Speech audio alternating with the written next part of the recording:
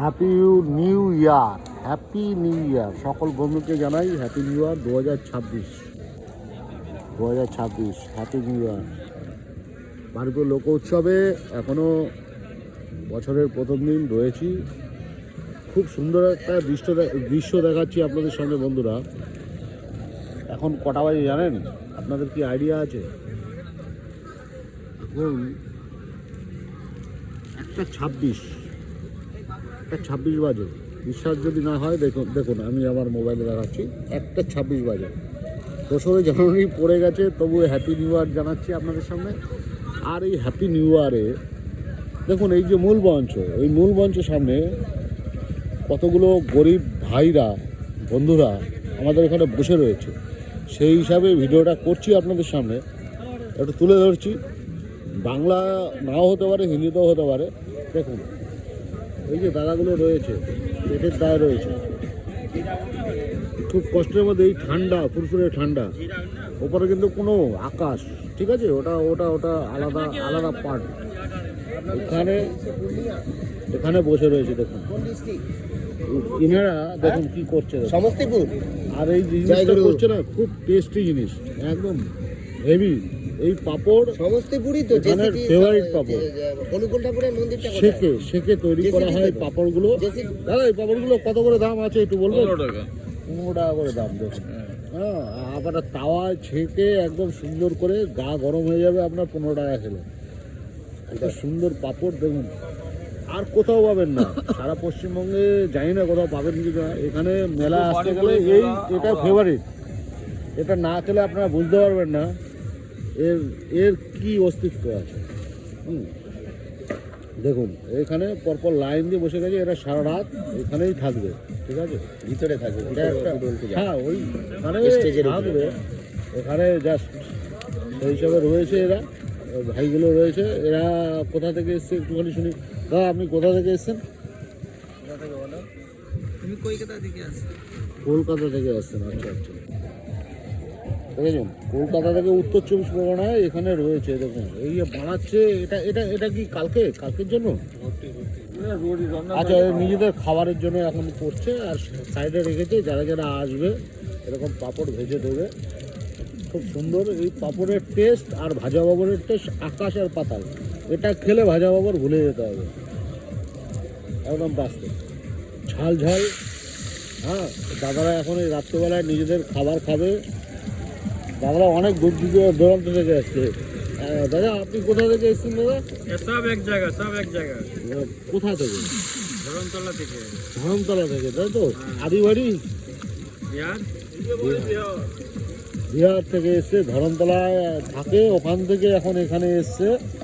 দাদারা এখানে জীবিকা অর্জন করছে, নিজেরা এরকমভাবেই রান্না বান্না করে খাওয়া দাওয়া করে ফুটপাতের উপরেই, ঠিক আছে। তা বন্ধুরা চেষ্টা করবেন এদের জন্য একটু ভালো আশা করবেন এদের কাছ থেকে। হ্যাঁ, এরা খুব কষ্ট করে পয়সা ইনকাম করে। আমরা বাঙালি হিসাবে গর্ববোধ করি এদের কাছ থেকে, বুঝেছেন। দেখুন একদম মানে এরকম খোলামেলা জায়গায় এরকমভাবে রান্না করে খাচ্ছে, রুটি করে খাবে। দাদা রুটির সঙ্গে কী খাচ্ছেন? ডাল ফ্রাই। আচ্ছা ডাল ফ্রাই, আচ্ছা ডাল ফ্রাই খাচ্ছে, ডাল ফ্রাই রুটি খাচ্ছে। আর এই আপনাদের এই পাপড়ই মেন বিক্রি করা, তাই তো? আর কিছু করেন না এখানে? আর এই কয়লাগুলো কোথা থেকে আনেন? কয়লাগুলো? ও আচ্ছা, মানে লোকাল জায়গা থেকে কয়লা কিনে নিজেদের উনুন আছে, সেইভাবে এরা তৈরি করে অত সুন্দর পাপড়।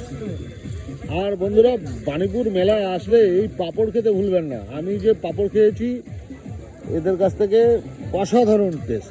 আপনারা ভাজা পাপড় ভুলে যাবেন। আর কত করে পাপড়ের পিচ এক একটা? 15 টাকা। তেল দিয়ে ভাজবে 10 টাকা নেয়। আর এরা কিন্তু আগুনে সেঁকে দেবে, তাও কি গ্যাসের না, কিন্তু গ্যাসে পাপড় খাওয়া ক্ষতিকারক। আর এটা নিজেরা কয়লার জালে পাপড় করে দেয়, বুঝতে পারলেন? একদম কয়লা পুড়ছে, ঠিক আছে। তো এরকম জায়গায় আসুন, আপনাদের খুব ভালো লাগবে, খুব সুন্দর লাগবে। আমি এই দাদাকে জিজ্ঞেস করবো, দাদা আপনারা কত বছর ধরে এখানে আছেন, মোটামুটি আসেন? 25 বছর হয়ে গেল। 25 বছর হয়ে গেছে। আচ্ছা আচ্ছা। আপনাদের এই জায়গাটা ভাল লাগে তো? হ্যাঁ, ভালো লাগে।